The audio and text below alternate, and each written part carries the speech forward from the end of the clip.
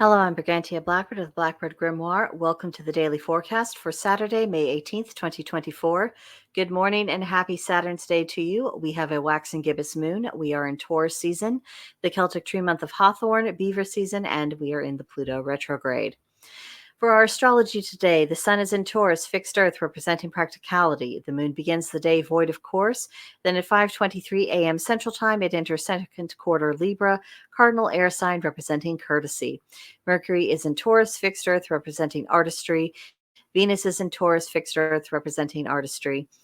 Mars is in Aries, cardinal fire, representing initiative. Jupiter is in Taurus, fixed earth, representing practicality. Saturn is in Pisces, mutable water, representing imagination.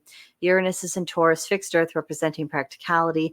Neptune is in Pisces, mutable water, representing imagination. Pluto is retrograding in Aquarius, fixed air, representing the need to examine intentions. And remember our Pluto retrograde mantra: reflect, heal, and evolve. For the waxing gibbous moon, remember to cultivate your intentions. For the Libra moon, remember to do connect with others, do meditate, and do look for solutions. Don't get lost in romanticism, emotionalism, or manipulation. Now, on this day of Saturn, we remember that Saturn is about consequences and seeing how things really are, but it is also about what comes next after that point and weaving magic with the available energies based upon where you currently are.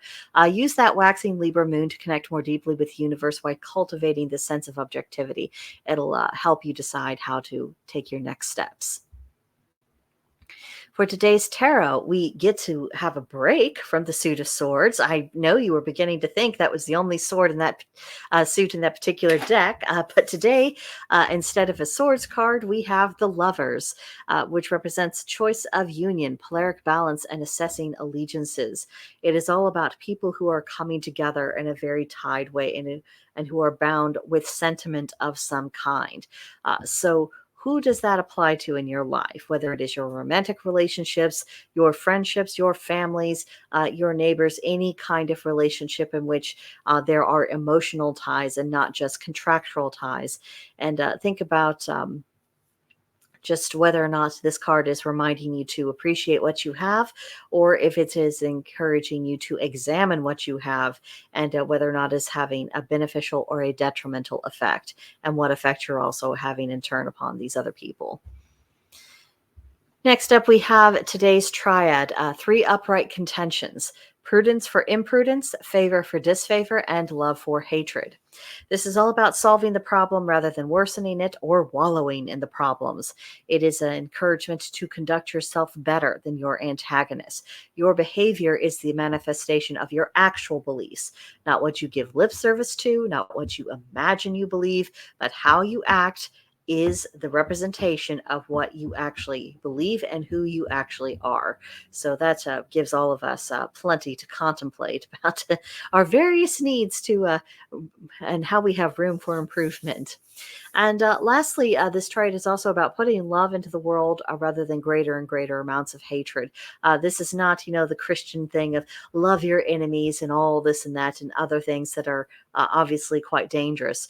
But this is about deciding what it is you work towards. Are you cultivating the people who are worthy of love and affection in your life? Are you cultivating your relationships with them?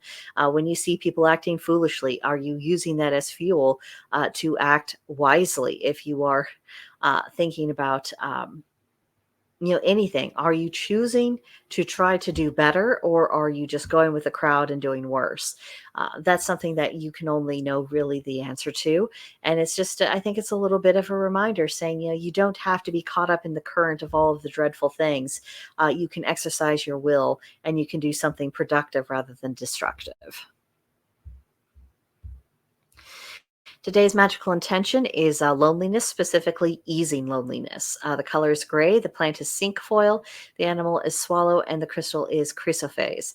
Loneliness does not have to be permanent or an inescapable trap, despite what some people might have you believe in various forms of social media, of people who are perpetually brokenhearted and seem to have made that their entire lifestyle choice and indeed their entire personality.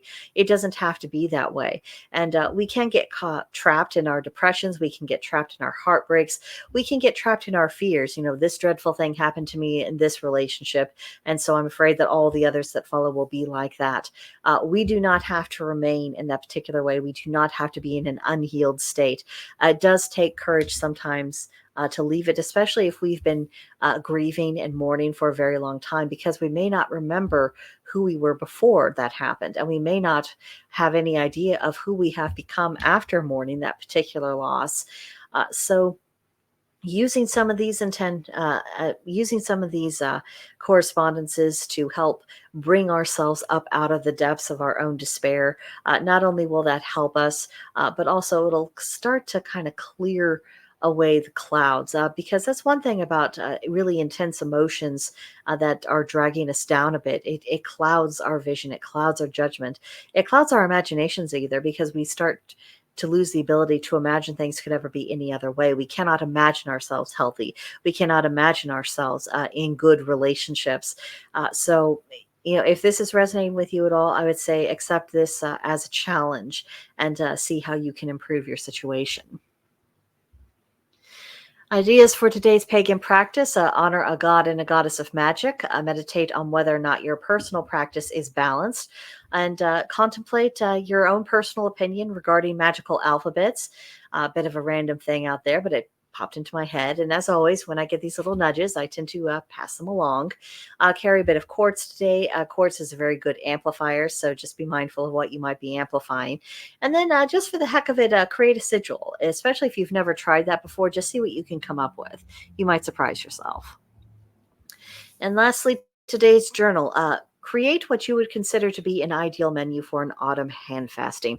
This is all about getting under the skin of this idea of having more widespread common pagan customs, doing things in a more pagan way, and with all of our celebrations, keeping it as seasonally appropriate as possible to really revel in the energies of that moment.